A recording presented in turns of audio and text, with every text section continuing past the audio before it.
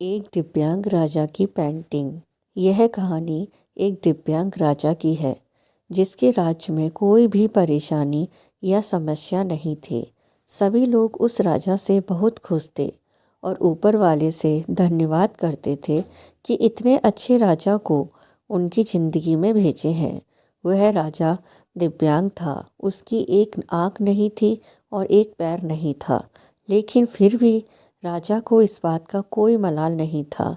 एक दिन राजा अपने महल के गलियारे में घूमते हुए अपने पूर्वजों की लगी तस्वीर को देख रहा था और सोच रहा था कि मेरे पिताजी इतने सूरवीर थे, उनके पिताजी इतने सूरवीर थे, हमें इतने सूरवीर खानदान में जन्म लेने का मौका मिला।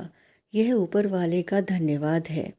राजा ने सभी चित्र को देखते हुए आखिरी चित्र तक पहुंचा और फिर उस खाली जगह को देखा तो वह चिंता में पड़ गया, क्योंकि उसे मालूम था कि अब यहाँ तो जो तस्वीर लगेगी वह उसी की लगेगी। लेकिन राजा को इस बात की चिंता नहीं थी कि वह मर जाएगा।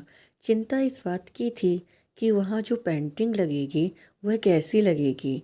राजा का एक आँख और एक पैर ना होने की वजह से वह चिंता में पड़ गया और सोचने लगा कि इस गलियारे में इतने शानदार पेंटिंग लगी है, लेकिन मेरी एक आँख और एक पैर ना होने की वजह से मेरी ही तस्वीर सबसे खराब लगेगी और उससे भद्दी दिखेगी। राजा ने सोचा कि मेरे मरने के बाद पता नहीं कैसी पेंटिंग बनेगी और क्यों ना मैं अपने जीते ही जी एक शानदार पेंटिंग बनवाऊं, ताकि मुझे ये सुकून मिल जाए कि मेरी यहाँ अच्छी पेंटिंग लगेगी। अब उस राज्य में ऐलान करवा दिया गया और सभी पेंटर्स को बुलाया गया और कहा गया कि जो भी पेंटर्स राजा का शानदार पेंटिंग बनवाएगा उसे शानदार इनाम मिलेगा। अब सभी पेंटर राज्य में आए और उन पेंटर्स को पता था कि अगर शानदार पेंटिंग बनेगा तो शानदार इनाम तो मिलेगा, लेकिन जिस राजा का एक आँख नहीं है और एक पैर नहीं है उसका शानदार पेंटिंग कैसे बनेगा।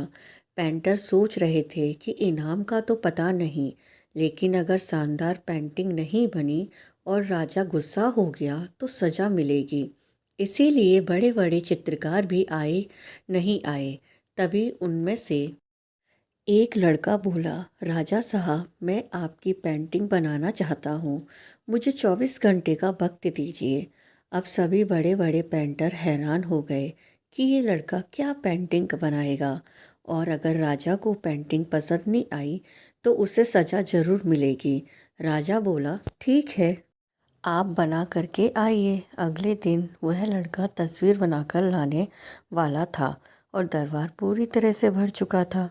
लोग दूर दूर से ये देखने के लिए आए थे कि वह लड़का कैसे पेंटिंग बनाएगा। अब लड़का जब उस राजा की पेंटिंग बनाकर लाया तो लोग आश्चर्यचकित रह गए। सब लोग जोर जोर से तालियां बजाने लगे, सीटी बजाने लगे, और जब राजा ने उस पेंटिंग को देखा तो वह बहुत खुश हुआ और बोला कि वाह, इससे अच्छी पेंटिंग तो इस पूरे गलियारे में नहीं है। राजा ने उस लड़के को बहुत सारा इनाम दिया। अब आप सोच रहे होंगे कि उस राजा की क्या पेंटिंग बनी होगी जिसकी एक आँख नहीं है और एक पैर नहीं है। कैसा पेंटिंग बना होगा। उस तस्वीर में लड़के ने उस राजा को एक घोड़े पर सवार किया था। एक साइड से उस राजा का एक पैर दिख रहा था और राजा तीरबाजी करते हुए निशाना लगा रहा था, और निशाना लगाते वक्त एक आँख बंद हो जाती है, और उस लड़के ने उस राजा की वही आँख बंद की थी जो राजा के पास नहीं थी। इस तरह से उस लड़के ने राजा को निशाना लगाते हुए घोड़े के ऊपर सवार दिखाया, जिससे एक आँख बंद और एक ही पैर दिखाया गया, और इतना शानदार पेंटिंग बनाया था कि वह अब तक की सबसे सर्वश्रेष्ठ पेंटिंग थी। उस लड़के के सामने भी चुनौती थी, संकट था, लेकिन उसने सकारात्मक का साथ नहीं छोड़ा।